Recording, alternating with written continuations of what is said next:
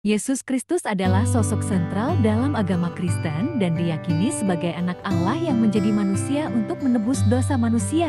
Dalam Perjanjian Baru, terdapat 4 Injil Matius, Markus, Lukas, dan Yohanes yang menceritakan kehidupan, kematian, dan kebangkitannya.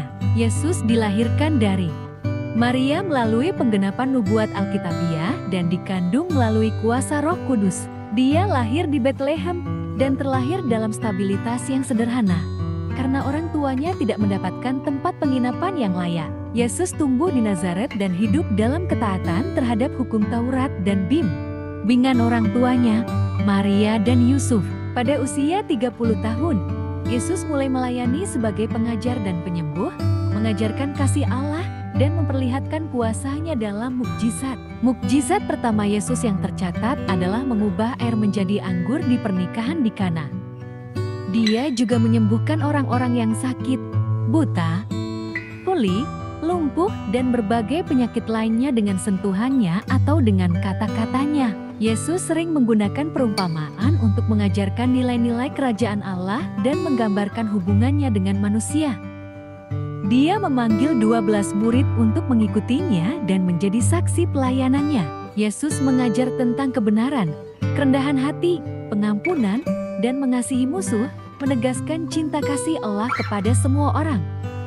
Selama pelayanannya, Yesus menunjukkan belas kasih-Nya dengan menghibur orang yang menderita, menyembuhkan penyakit, dan memberi makan orang-orang yang lapar. Dia juga menentang perbuatan dosa dan menekankan perlunya pertobatan bagi semua orang.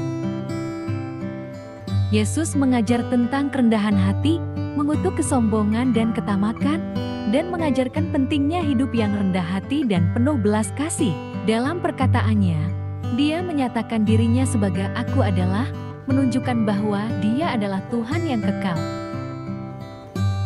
Yesus memperlihatkan kuasanya atas alam dengan menghentikan badai, mengalihkan makanan, dan menghidupkan orang mati, termasuk Lazarus. Namun, banyak pemimpin agama saat itu menolak dan menentang ajaran dan kuasanya, yang akhirnya menyebabkan rencana untuk menangkap dan menghukumnya.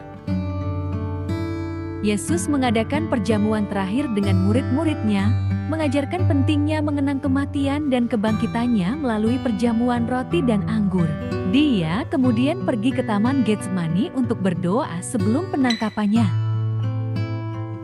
Yesus ditangkap, disiksa, dan disalibkan di atas kayu salib di Bukit Golgota sebagai korban pengampunan dosa. Selama saat-saat terakhir hidupnya, Dia berbicara tentang pengampunan dan memohon agar Bapa memberi pengampunan kepada para pelaku yang telah menyiksanya.